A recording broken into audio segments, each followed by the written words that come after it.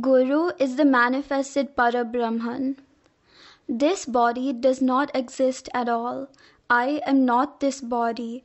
I am beyond this body. I am all-pervasive. I am everywhere. I am infinite and boundless. I am a marvel, a wonder. I am a limitless expanse. No one can either imagine the extent of my expansiveness or even express it. That infinite reality is everywhere, full and overflowing. It is bliss itself. Who can tell what that bliss is? No one can talk about it or describe it.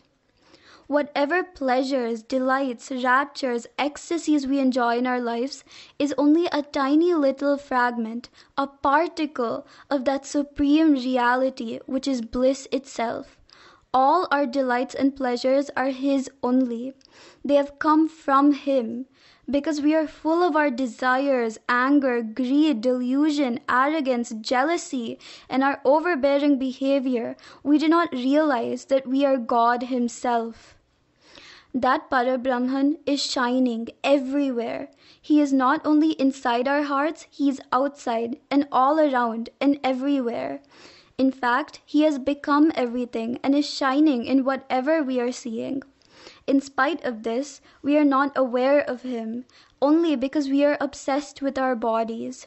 We think we are mere bodies. If we rise ourselves from our normal body consciousness to divine consciousness and remain there, we can know Parabrahman.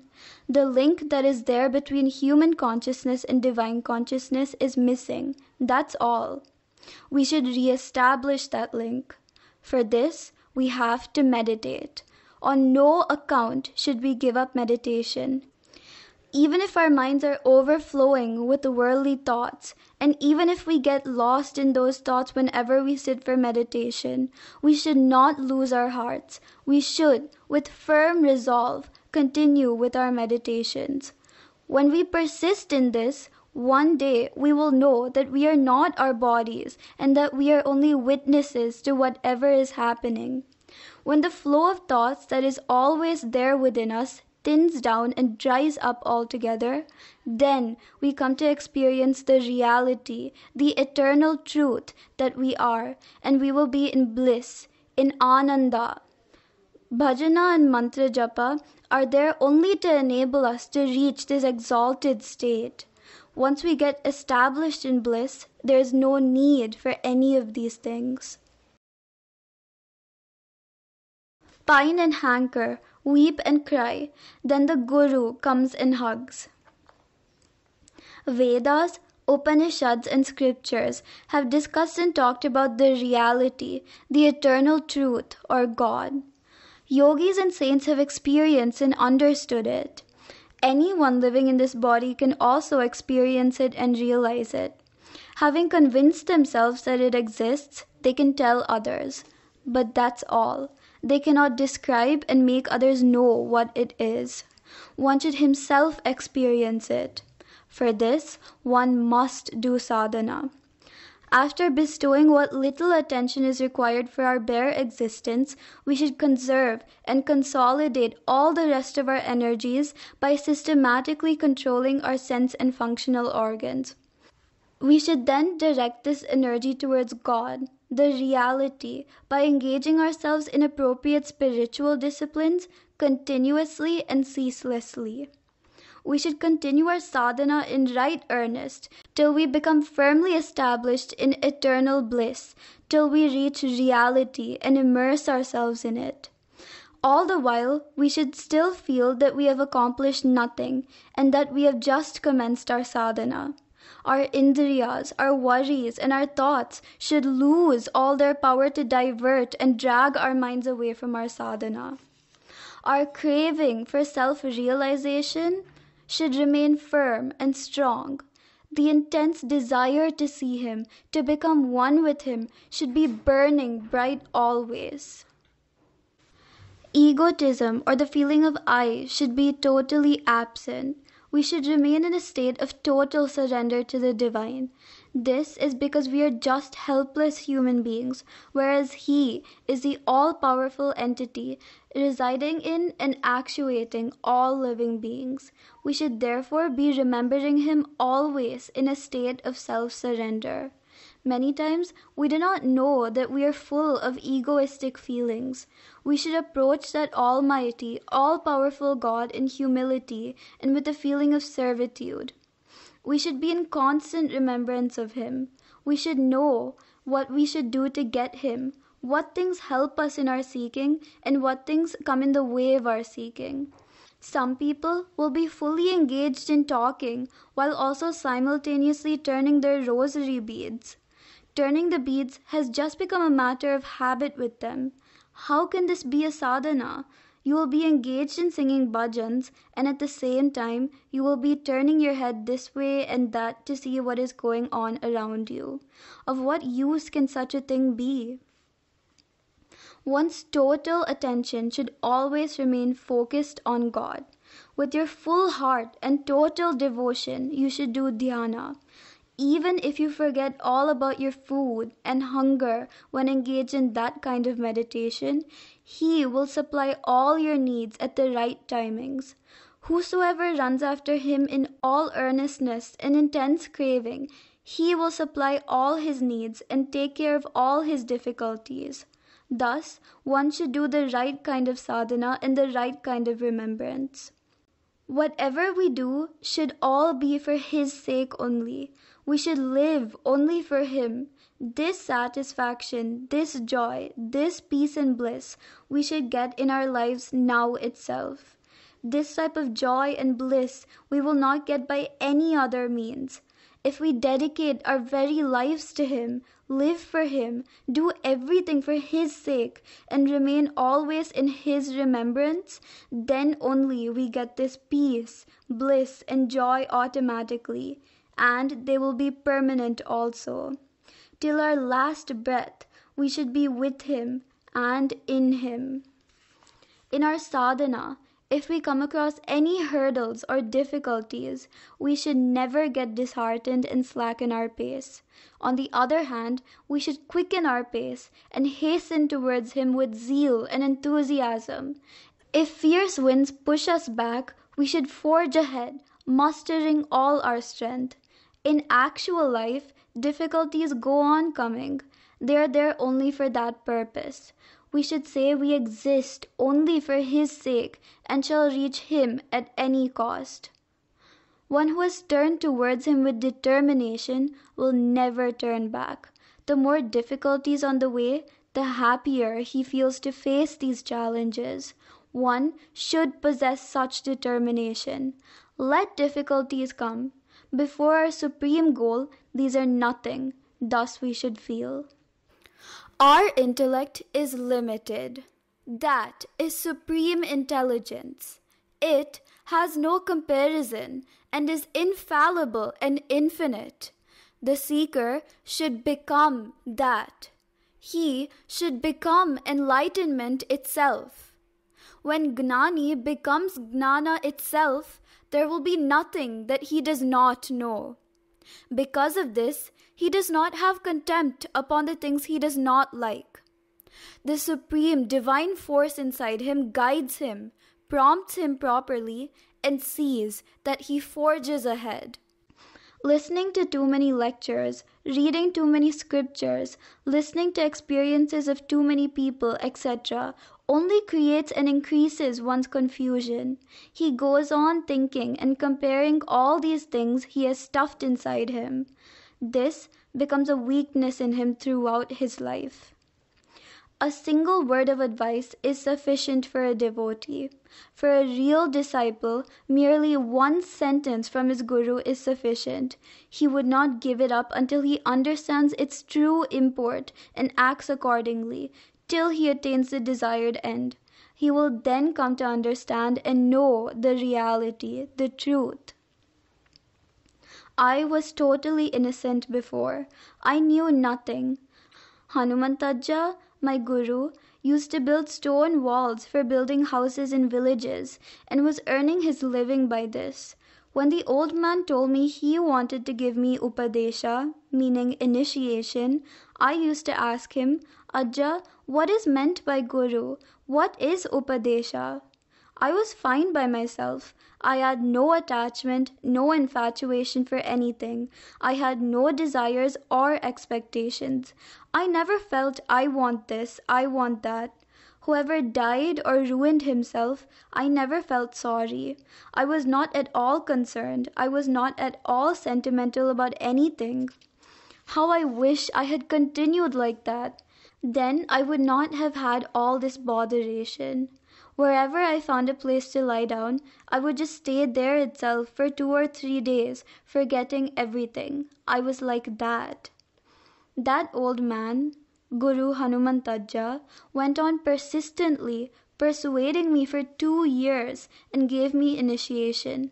It was only then that I began having some understanding of things around me.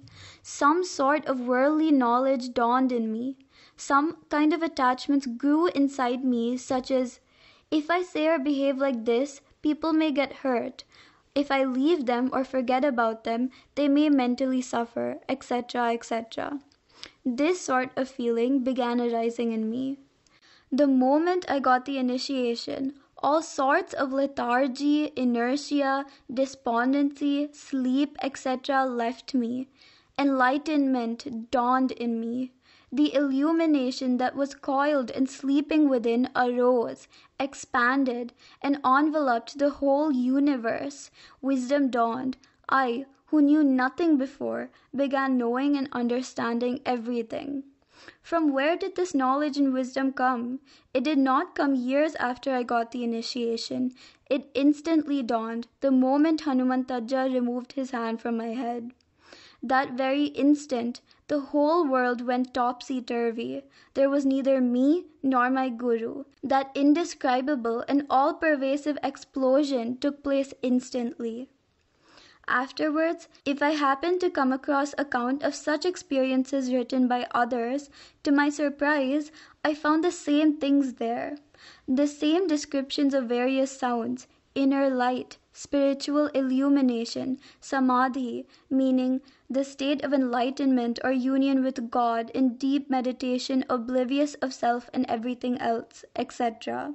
Whatever experiences I had, the same things have been described in Vedas and Upanishads also. I used to feel, oh, the same things are described here. People who have had these experiences alone must have written these things.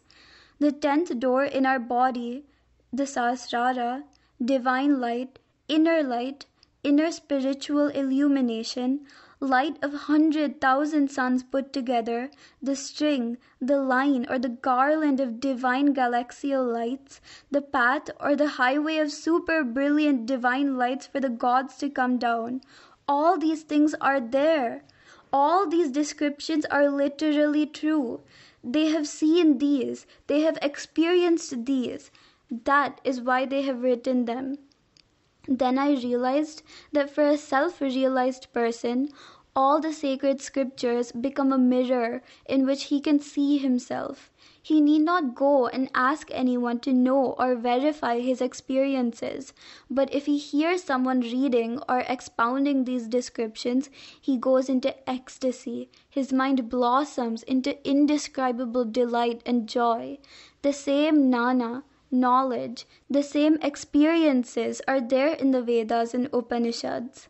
There may be people who first read and gathered knowledge from the scriptures and then experienced them in samadhi after a long sadhana. In my case, it was experience first. Also, it was instantaneous. However, what is written in the Vedas and other scriptures is very little in comparison with one's own experience. To a mature and deserving disciple, the moment the Guru puts his hand over the disciple's head and blesses him, at that very instant, that supreme light of spiritual illumination and enlightenment begins shining brilliantly within him. The disciple's heart must be ripe. Then, if the Guru tells him something or blesses him, that alone is sufficient. It requires no time for the light of wisdom and enlightenment to shine with rare brilliance in him. Philosophy of Alak Niranjan. In this marvelous creation by that Parabrahman, the vast world we are aware of is an insignificant small bit lying in some unknown remote corner. For everything that is happening here, he is the cause and the controller. Everything here happens according to his will. Our individual problems, problems of state, country, and even of the entire world, are not problems to him. They do not bother him. He is doing everything but is not attached to anything. He remains uninvolved, uninfected. Though he is everywhere, he has become everything and is doing everything. At the same time, he remains a silent spectator.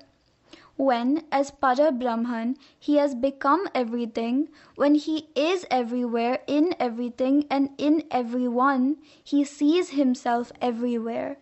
How can he see any difference anywhere? Mahatmas will be having this kind of experience of Parabrahman both when their eyes are closed and when they are open.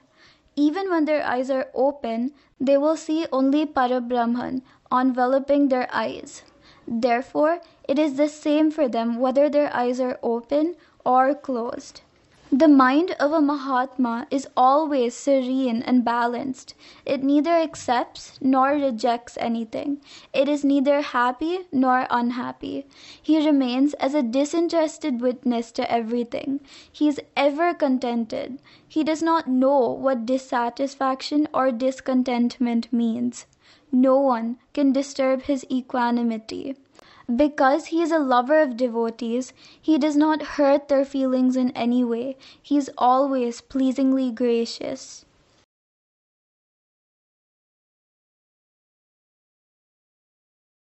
Do not entertain doubts about the Guru.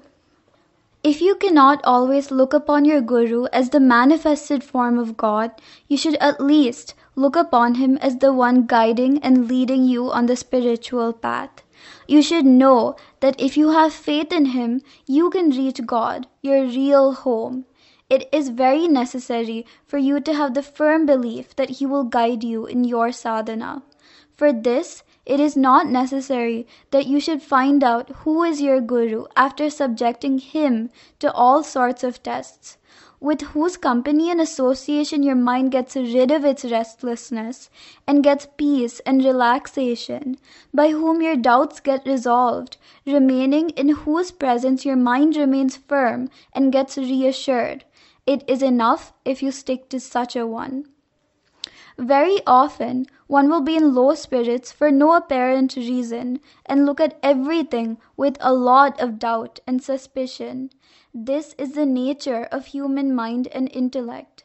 But as one goes on progressing in his sadhana, his inner equipment, that is, his mind, heart, and intellect, goes on getting purified, and exalted and sacred thoughts go on rising in the mind. Then one develops discretion to differentiate between right and wrong. What is really sacred appears to him as sacred only. According to one's karma, prarabdha, or destiny, that is, the result of one's actions both in this life as well as the previous ones, man has to undergo such difficulties, sufferings, and miseries. No one can avoid them. One should not think as to why he has to undergo all these sufferings when he has a Guru to protect him and begin doubting Guru's ability. There is absolutely no connection between his suffering and Guru's ability to protect him. If one entertains this kind of thoughts and doubts in his mind, he cannot become a real devotee of the Guru. Once one develops faith in the Guru and serves him and follows his guidance and teachings, even if he happens to go astray later, Guru will still have the same love and affection towards him. He will give him the proper guidance and advice. Sometimes Guru tests his devotee. Through this process, he removes the impurities lurking in him and makes him pure. Guru knows everything. He knows the bad and good qualities, the service and sadhana one is doing, quality and nature of devotion one has, etc., of each and every devotee. He also knows the art of cleaning all the impurities in the devotee's mind. Some people imagine themselves to be great sadhakas and doing meaningful sadhana, but their actions will not at all be conducive to their progress in their sadhana. Guru will make them give up all such actions. When this happens many times, the devotee undergoes a lot of mental turmoils and sufferings. In such cases, one has to understand clearly that Guru always does things only for devotees' upliftment, and that he will make him progress in his sadhana speedily and effectively. When the Guru tells something for the devotee's own good, sometimes the devotee misunderstands and finds fault with this also. Even then, the Guru does not feel bad. Just as loving parents forget and forgive their children's mistakes, the Guru forgives the devotee and showers his love and mercy upon him. If the devotee possesses and conducts himself with faith and devotion, the Guru mitigates 50% of the devotee's prarabdha karma. The devotee himself has to get rid of the remaining 50%. The Guru washes off much of the devotee's faults and sins. If the Guru himself has to wash off the remaining 50% also, it only means that he has to grant liberation freely and automatically to everyone. This, obviously, he cannot and should not do. The devotee has to put in his own sincere efforts also. He has to pay great attention to this aspect of his duty always. The devotee has to be equally attentive towards his social responsibilities also. He has to discharge his social responsibilities to the satisfaction of all concerned. Outwardly, he should be just like others, but inwardly, he has to give topmost priority to his spiritual practices. This he has to do in secrecy. Others need not know this. He should not fall an easy prey to the worldly people's way of thinking and doing things. Like others, he has to attend to his work, duties, and other worldly concerns. But one thing, earning one's bread and living in the world is not such a great thing as all of you think and do. It can in fact be simple and easy. Just because there is a chance to make more money, one should not jump to do that. It will have its own problems. There will also be loss, suffering, and what not. Therefore, one has to keep his affairs simple and transparent. At the same time, one should not be stubborn and adamant that he shall live in a particular way only. There is no guarantee that one who is after wealth, property, possessions, status, name, fame, etc. is always happy. These things will certainly not give him peace, happiness, and contentment. His attempt to protect and preserve them only leads to his downfall, hardship, and distress. A man toils his whole life to acquire wealth, property, and possessions. Many times all these will be of no avail. Suppose one gets a disease that cannot be cured by any doctor or medicine, then of what use will all these things be? Therefore, in the heart of our hearts, one should accept what the Guru says and engage himself in bhajana, dhyana, and other devotional practices. Whoever acts according to his Guru's advice will surely become a mukta, a liberated soul. But sadhana is not only the things one does in the presence of his Guru. His whole life should become one continuous sadhana.